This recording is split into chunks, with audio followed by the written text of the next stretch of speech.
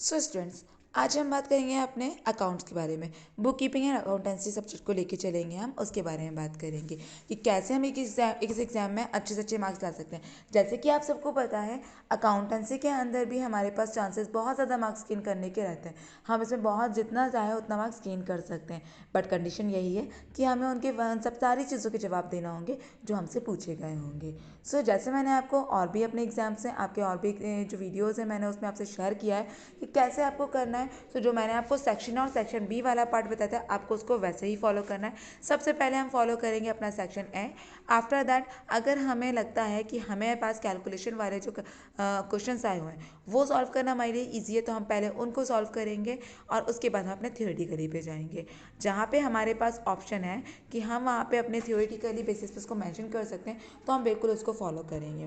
तो सबसे पहले हम अपना ए सेक्शन करेंगे, आफ्टर दैट अपना बी सेक्शन को करेंगे। ओके, जब आप अपना ए सेक्शन कर लेंगे, ठीक है, और बी सेक्शन पे आएंगे तो थ्योरेटिकली में हम वही सब फॉलो करेंगे जैसे हमने आपको पहले ही बताया कि डेफिनेशंस में आप जब इसकी डेफिनेशंस लिखोगे तो डेफिनेशंस में किसने वो डेफिनेशन कही है आप उसको मेंशन करोगे।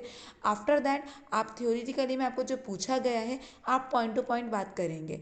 आपको सारी चीज़ें फैक्चुअल बेसिस पर पता होना चाहिए, क्योंकि अकाउंट हमारा ऐसा सब्जेक्ट है जो सबसे ज़्यादा फैक्ट मांगता है, जो सबसे ज़्यादा सही चीज़ें मांगता है। उसमें हम अपनी ऑन लैंग्वेज में कुछ भी नहीं लिख सकते हैं। उसमें जैसा पूछा गया है, जैसा मांगा गया है, हमें वो फॉलो करना ही होगा। हम अपनी मर्जी से कि डेबिट की चीज़ को क्रेडिट और क्रेडिट की चीज़ को डेबिट में नहीं कर सकते हैं। ओके, देन जब भी आप अपने एग्जाम में देंगे और जब भी आप अपना क्वेश्चन पढ़ेंगे, आपको उसको ट्वाइस रिवाइज करना है। आप उसको दोबारा पढ़ेंगे, क्योंकि उसमें अगर क्योंकि हमारे अकाउंट के अंदर ना एक सब्जेक्ट से ही मीनिंग बहुत सारे चेंज हो जाते हैं। सो आपको अच्छे से पढ़ना है कि एग्जैक्टली एग्जामिनर ने पूछा क्या और हमें लिखना क्या है। देन इसके बाद इसमें हमारे कुछ प्रैक्टिकल क्वेश्चंस होते हैं। आप जो प्रैक्टिकली क्वेश्चंस करेंगे उसमें आप जो भी फॉर्मूला पुट कर रहे हैं वो आप प्रॉपरली मेंशन करेंगे। उसमें आप लेफ्ट साइड एक बॉक्स बनाएंगे, उस बॉक्स के अंदर आप कौन सा फार्मूला पुट कर रहे हैं आप वो लिखेंगे और फिर आप उसको हाईलाइट करेंगे और उसको आप मेंशन करेंगे अपने आंसर में कि जहाँ पे और जो आपका आंसर आया हुआ है ना, जैसा भी आपने मेंशन किया, जैसे भी आपने उसको सॉल्यूशन किया है, सॉल्व किया है, जो भी आपका आंसर है उसको आंसर को आप एक बॉक्स में लिखेंगे, ताकि वो आंसर एग्जामिनर के लिए हाईलाइट रहेगा कि आपने उसको बताया है कि आपका वो कहाँ पर है। कैलकुलेशन करते टाइम आपको बहुत ध्यान में रखना है, क्योंकि जब हम घर पे कैलकुलेशन करते हैं तो हम ना कैलकुलेटर का यूज़ कर लेते हैं। वहाँ पे हम ये सब हमारे लिए अलाउ नहीं होगा। हम विदाउट कैलकुलेटर वहाँ पे जाएंगे। हमें माइंड को बहुत ज़्यादा एक्टिव रखना है। सो मैं आपको ये सजेशन दूंगी कि अगर आपको वो क्वेश्चंस आते हैं जो आपसे पूछे गए हैं प्रैक्टिकल में, सो आप उन क्वेश्चंस को सबसे पहले अटैम्प्ट कीजिएगा, थ्योरी पे बाद में जाइएगा। क्योंकि जब आप स्टार्ट करेंगे अपना पेपर तो आपका फ्रेश माइंड रहता है।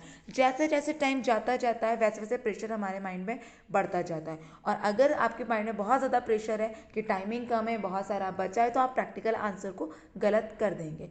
आपको कैलकुलेशन वाले आंसर को तभी करना है जब आपको ऐसा लगे कि हाँ हम इसको अच्छे से कर सकते हैं, बहुत अच्छे से हमारा हो जाएगा। आप बार बार अपने जो आंसर आपने लिखा उसको एटलीस्ट 2 टाइम या 3 टाइम आप चेक करेंगे कि आपने जो आंसर किया है वो सही किया है या नहीं किया है। और मोस्ट इंपॉर्टेंट हमारे पास जो ऑप्शन है दैट इज़ आपका जो टाइमिंग है।